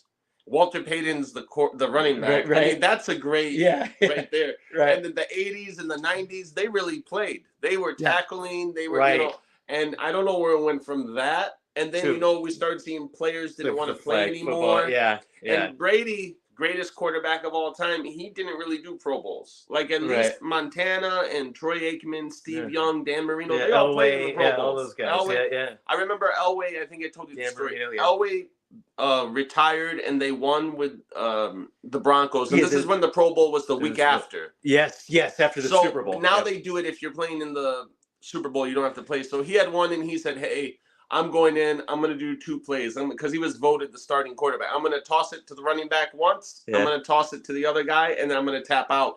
But they had got so many good plays that this is on YouTube. He was kind of with the momentum, and he told the coach, "Oh, let me in." So he actually scored on the opening drive, and then he took himself out. But he wasn't gonna. He's like, "No, let's keep going. I think I can score." He was feeling it. So I don't know. And then you have the cool thing about the Pro Bowl. Sometimes the defensive guy will come in to go throw the ball. You'll see a little fun with it. Stuff. Or who was it? Ocho Cinco kicked the field goal. They would mix it up a little for fun. they'll go for it on fourth down. Yeah, They'll run a kick even if they're in the end zone, a kickoff. Right. They'll run it back anyways because it's the Pro Bowl, But exactly. And Nino and I were texting back and forth, talking about the Pro Bowl, and I had maybe I want to hear your thoughts, Chris, on this. But I'm thinking also they changed it up because of all this concussion protocol stuff. It's like one less game for them, even though it was maybe played halfway. I mean, they were having a good time. I think that's part of it. Do you think the same way? I mean, I don't know if there's anything about that, I think it comes down to, I agree with what you said, Chris, concussions, but also I think the owners are like, hey, I've got millions and millions of dollars invested in these guys. I don't want them getting knee injuries or broken arms. To me, the Pro Bowl in the 70s and 80s, even 90s was great. But unfortunately, times have changed. Now these guys make so much money. Nobody wants to get hurt. But to me, if you're not going to go either, sorry to cut you off. They don't want to play either. It's the quarterbacks never play. They'll put another 3 guys in because those guys I'm injured or The only all-star game I like in pro sports now is Major League Baseball's all-star game. Yeah, the rest of them are all. The rest of them is just awful. It's just corporate for the fans. NBA basketball, those 80s and 90s, all Magic Johnson versus Larry Bird, Michael Jordan. Those were some great all-stars. They were going at each other. They were like, definitely. It's a different. It's a different time now. They had a chip on their shoulders. They wanted to win. They were passionate about those games. Like the Pro Bowl now is flag football. They name offensive and defensive linemen that are. That have made but they don't play. So you made the Pro Bowl, but you're not going to play. You know what I mean? It's like you made the team, but because it's flag football, so they don't have linemen to, boggles my mind. Then why are you saying I made the team if I can't play? You know what I mean? I don't know. Are either one of you guys going to Super Bowl 58, or do you know anybody that's going to Las Vegas for this game on Sunday night?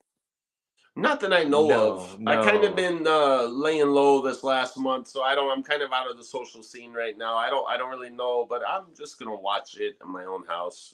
Same here. I don't know anyone personally, but Las Vegas is amazing. Just to get all these pro sports teams in there. They got NHL hockey, football, NFL football, NBA is coming soon, and the athletics I think are gonna go there too.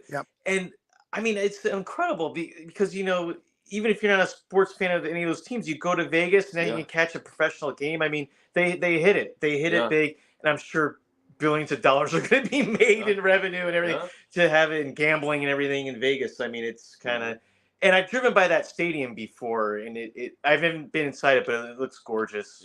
When I've been to Vegas. So. When I've been kicked out of the casino, I've seen all there. Get out. It looks great. I haven't been outside in 2 days, but that was a fun day. It was good. It was good. Yeah. Chris eloped. That was we had to get an annulment. Yeah. Lovely lady though. Luckily, thank you. Luckily, I'm a lawyer also, so it all worked out. I'm a divorce lawyer too, so definitely. But hey, I want to say thank you to both of you guys for coming on today, giving me over an hour and a half of your time. And time flies. Hey, when you're having a great conversation, and you guys were cool with staying a little bit longer, so I really appreciate you coming on. And I want to say I'm going to watch more of your movies, Nino and Chris. Continue success. I'll private message you some different ones I think you'll like. Definitely. And I know, Nino, you're not big on social media, but Chris, for my audience that's watching on live stream and audio, where can they follow you and find you on social media, Chris? Great. So my X and Twitter handle and Instagram and TikTok is Chris Spinelli 2. So at my name, Chris Spinelli, then the number 2. I guess when I started Twitter, I don't know, 15 years ago, I didn't really know how handles worked. And, there's another Chris Spinelli's taken. I didn't know to put like maybe a dot or something in it or anything. So I did number 2.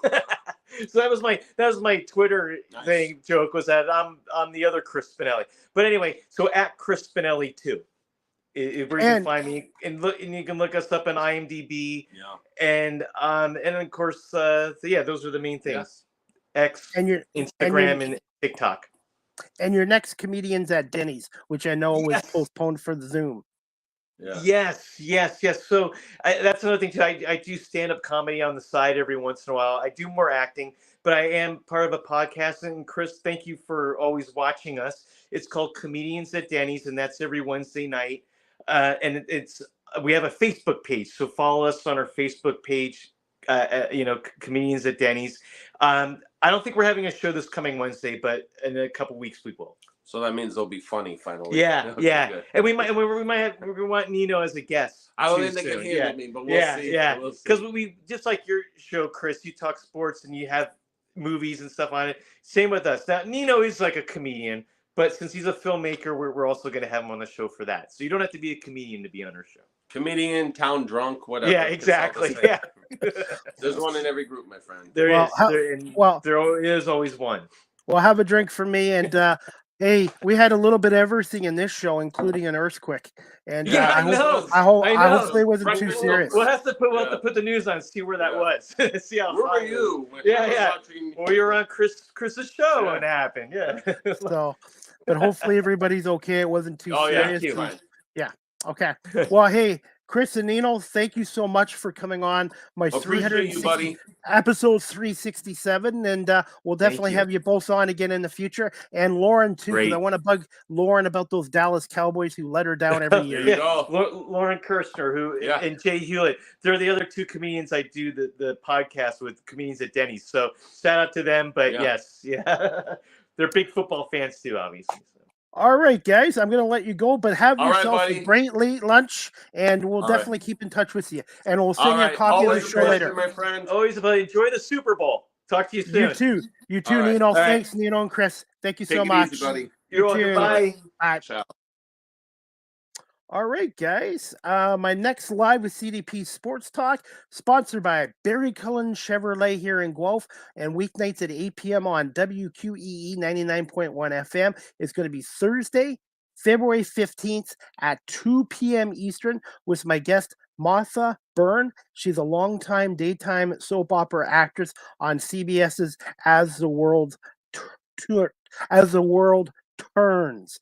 By the way, guys, I hope you enjoyed season 7, episode 37 today of Live with CDP Sports Talk with my guests Nino Cimino and Chris Spinelli. They just made a couple recent movies called The DeMarco Crew and Crack Back in the Hood as well. And check Chris out on his social media pages as well. And I will put Chris's website or Twitter page. You can follow Chris on Twitter /X at Chris Spinelli 2. And also their film company, cinemaepooch.com as well. And again, the movies are The DeMarco Crew and The Crack Back in the Hood. Crack Back in the Hood is more of a PG-14 movie for older people. The DeMarco Crew is more of a PG-friendly movie as well. Live with CDP Sports Talk is a weekly sports and entertainment talk show hosted by yours truly, Chris Palme. Is on weeknights from 8 p.m. Eastern to 9 p.m. Eastern on radio station WQEE 99.1 FM. The Key, the home of Southern sports and talk, the heartbeat of Atlanta. Our radio station's website is wqeefm.radio12345.com. Live with CDP Sports Talk is live streamed on these platforms: YouTube, Facebook, Twitter /X, Twitch, LinkedIn, and now available on Instagram. Follow me on Instagram at Chris Palme. You can also check out my website and digital media work and previous radio shows on my website, beacons.ai/Chris D. Palme.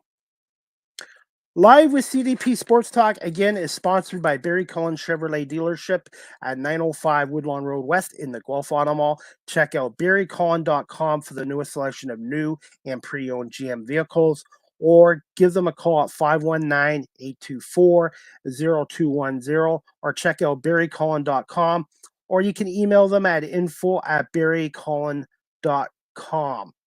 And also, speaking of Barry Cullen Chevrolet, before we wrap this up, Discover Winter event is going on at Barry Cullen Chevrolet. A 2024 Silverado 1500 RST pickup truck, 0.99% financing for up to 60 months. More details again at barrycullen.com. I'm also a TikTok content creator, so you can follow me there on TikTok at Live with CDP. Check me out there as well. I post a lot of content there as well. StreamYard is the official live stream provider of Live with CDP Sports Talk. If you're into webinars or podcasting, check out StreamYard.com. They have free basic plans or professional plans up to $49 US a month. And if you're a business that does webinars or a lot of live streaming, check out StreamYard.com again and contact the sales department for pricing for businesses as well. Live with CDP Sports Talk, the audio version is available on these platforms: iHeartRadio, Amazon Music, Google Podcasts, Spotify for podcasters, Apple Podcasts, Breaker, Pocket Casts, Radio Public, Spotify, Castbox, LinkedIn, Pandora, and Tuned In.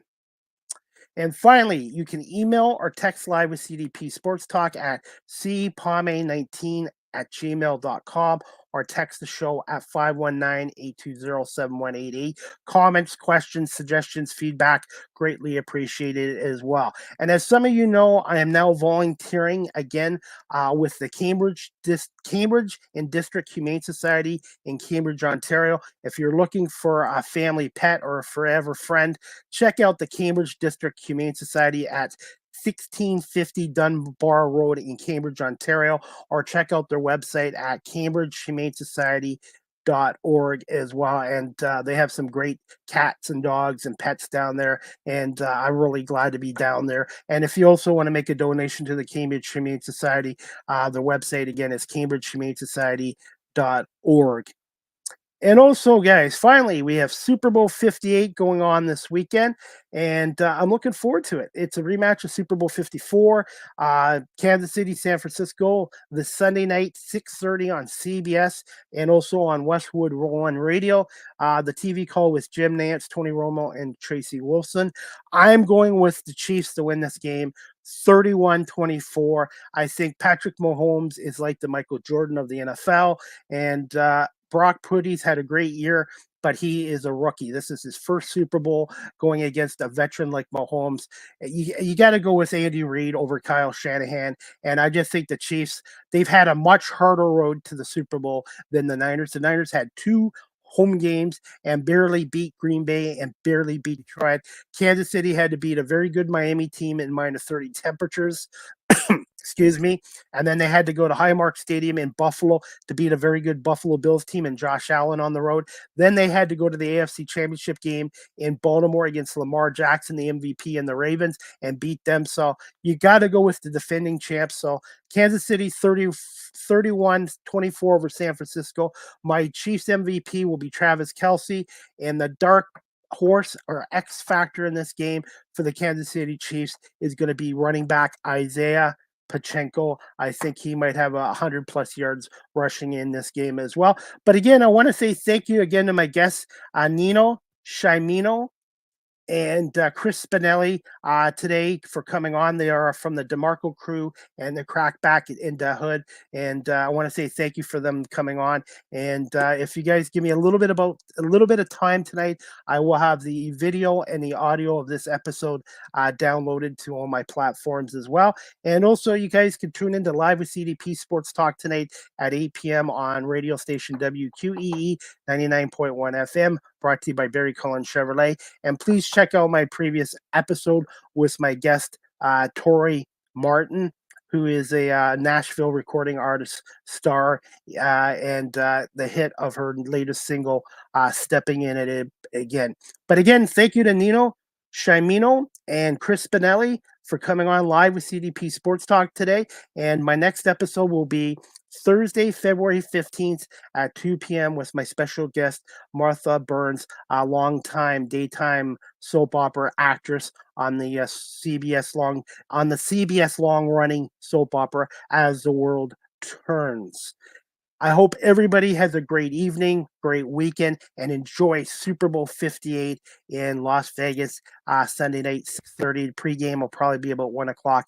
And we'll see you again here next week for another edition of Live with CDP Sports Talk, brought to you by Barry Cullen Chevrolet here in Guelph and on WQEE 99.1 FM. Have a great weekend, everybody. And remember, go Chiefs.